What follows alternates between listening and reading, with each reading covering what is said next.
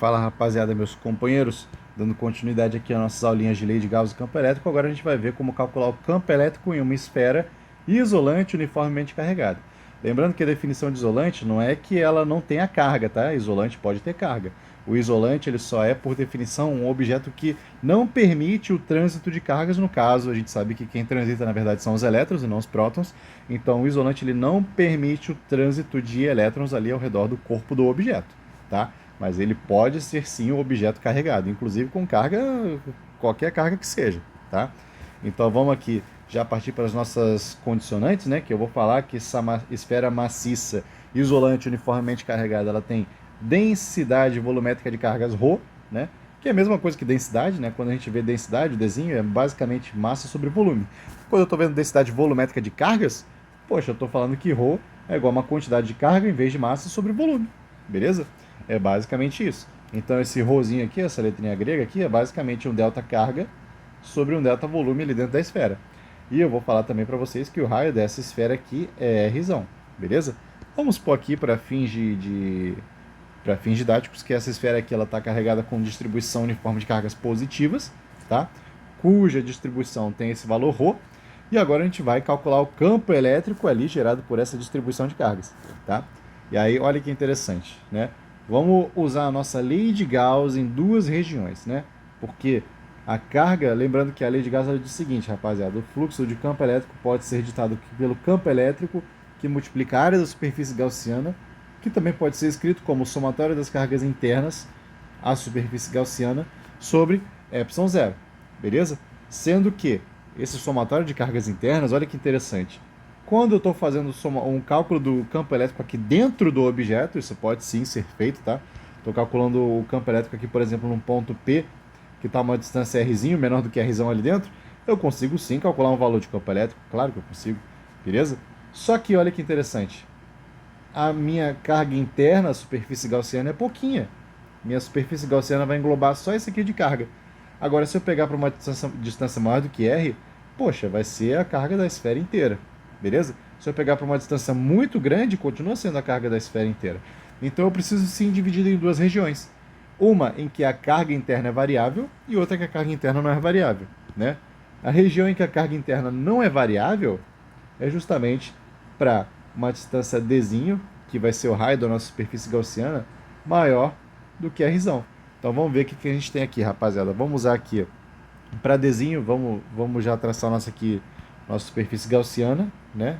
Uma superfície de simetria esférica. Lembrando que a gaussiana esperta é aquela em que o campo elétrico tem o mesmo módulo em todos os pontos que compõem aquela superfície, tá? Então eu vou falar que ela é uma superfície de raio D, cujo a gente está analisando a situação agora em que D é maior do que R, beleza? Então se a gente for aqui usar a nossa lei de Gauss agora, campo elétrico que multiplica a área da superfície gaussiana é igual ao somatório das cargas internas, aquela superfície gaussiana, sobre ε0. Deixa eu pintar esse carinha aqui de azul só para diferenciar, tá? Então olha só que interessante, vamos aplicar os nossos conhecimentos agora. Qual que é a área de uma esfera para essa superfície gaussiana? É simplesmente 4πd², beleza? É a área da esfera, que no caso é a nossa superfície gaussiana. Vou ver aqui, deixa eu refazer. 4πd², pronto. Isso é igual ao somatório das cargas internas daquela superfície gaussiana sobre ε0. Só que, poxa, a carga interna daquela superfície gaussiana não é a carga da esfera inteira que eu tenho, a distribuição volumétrica de cargas, né? Então é simplesmente pegar ρ e multiplicar pelo volume da esfera, que é 4/3 de π Rzão ao cubo, e dividir por ε0. Beleza? Então olha só que interessante, ó, o nosso campo elétrico para Dzinho, ou seja, o raio da superfície gaussiana maior do que o raio da esfera isolante, maciça, uniformemente carregada, vai ser o seguinte, ó, vou passar dividindo, vou passar multiplicando e o caramba, né? Aqui, ó, já posso até cortar o 4, posso cortar o π, aqui o 4 e o π já vão embora, né? Já me facilita aí um pouquinho a conta, né? Então vai ser ρ, que multiplica r ao cubo, o raio da esfera ao cubo, sobre 3ε0d², beleza? Esse que vai ser o nosso resultado do campo elétrico para essa condicionante aqui, que o raio da minha superfície gaussiana é maior do que o raio da esfera. E agora? Se a gente pegar um raio D' que seja menor do que esse raio da nossa esfera.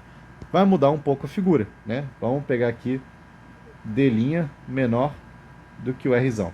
Agora vai mudar um pouco a figura. E aqui a gente pode aplicar os nossos conhecimentos de química, né? Que seria regra de 3. Com todo respeito, sou formado em engenheiro químico, mas eu tenho liberdade poética para fazer essa... tenho liberdade poética para fazer essa piada aí. Beleza? Então, o que a gente vai fazer? A gente vai fazer uma razão-proporção, basicamente, né? Poxa vida, se a carga total da esfera... né, a gente pode até usar a definição. Acho que é até mais fácil usar a definição em vez de usar a química, né? Porque ρ é a quantidade de carga sobre quantidade de volume. No caso, a gente quer calcular a quantidade de carga para calcular a carga interna na superfície gaussiana. É basicamente ρ que multiplica o volume. Só que quem que é o volume? Não é 4/3 de π d' ao cubo? Não é? Eu posso escrever dessa forma aí. Então isso aqui vai me facilitar na hora que eu estiver fazendo ali os meus cálculos. Então vamos deixar esse resultado aqui no cantinho, né, que é a minha carga interna na superfície gaussiana. Tem esse valor aqui, beleza? E vamos continuar aqui a nossa questão. Eu vou reescrever novamente a lei de Gauss, que é isso aqui, só que agora para esta condicionante, que D', ou seja, o raio da minha superfície gaussiana, é menor do que o raio da esfera maciça isolante. Então, ó, campo elétrico que multiplica a área, ou seja, fluxo do campo elétrico, é igual a somatória da carga interna sobre ε0. Vamos escrever aqui do ladinho agora. Campo elétrico que multiplica a área da minha superfície gaussiana, que é o que, rapaziada? 4π d' ao quadrado. Tem que ser igual ao somatório... Deixa eu fazer aqui embaixo, porque senão vai acabar o espaço. É igual ao somatório da carga interna, que a gente já calculou aqui, né? Calculou aqui do ladinho. ρ, que multiplica 4/3 de π d' ao cubo, sobre ε0. Olha que interessante, cara. Olha que interessante que vai acontecer aqui agora. Corto 4π, naturalmente. 4π, 4π. E olha só que legal. D' ao quadrado vai cortar com esse expoente cúbico aqui. Então, ó, para D' menor do que Rzão, a gente vai ter a seguinte fórmula. Campo elétrico é igual a ρ, que multiplica D' sobre 3ε0. Essa é uma fórmula bem interessante da gente analisar, rapaziada. Vamos ver aqui, vamos copiar ela, que agora a gente vai fazer gráfico. Eu sempre gosto de gráfico, né? Adoro gráfico, sou apaixonado por gráfico. Vamos pegar essa outra formulinha aqui que a gente também descobriu, né? Para as duas condicionantes, né? Quais que eram as nossas condicionantes? Essa aqui de cima é para D' menor do que Rzão, e essa aqui de baixo é para D maior do que Rzão. Beleza? Então a gente vai ter duas regiões aqui no gráfico. Eu vou até agir aqui, ó, a gente já sabe quais que são os eixos, né? O eixo das ordenadas é o campo elétrico e o eixo das abscissas é a distância d', ali, que é o raio da nossa superfície gaussiana. E a gente vai ter um ponto de mudança, que é esse ponto em que D é igual a Rzão. Beleza? Então olha só que interessante, rapaziada.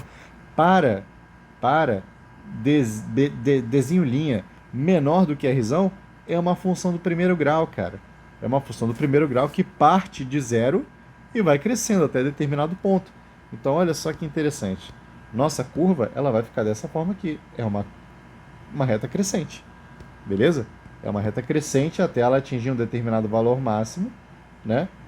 Determinado valor máximo para D' igual a Rzão. Beleza?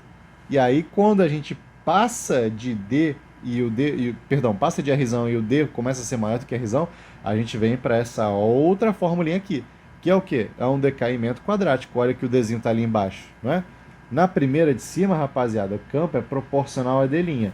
Na de baixo, o campo é proporcional a 1 sobre D quadrado. Então, na de baixo, ou seja, para D maior do que Rzão, começa um decaimento quadrático que tem uma forma mais ou menos assim, ó. Beleza? Então, eis o nosso gráfico do campo elétrico para uma esfera maciça isolante uniformemente carregada. Beleza? É um gráfico assim bem interessante que a gente tem essas duas regiões aqui de interesse. Beleza?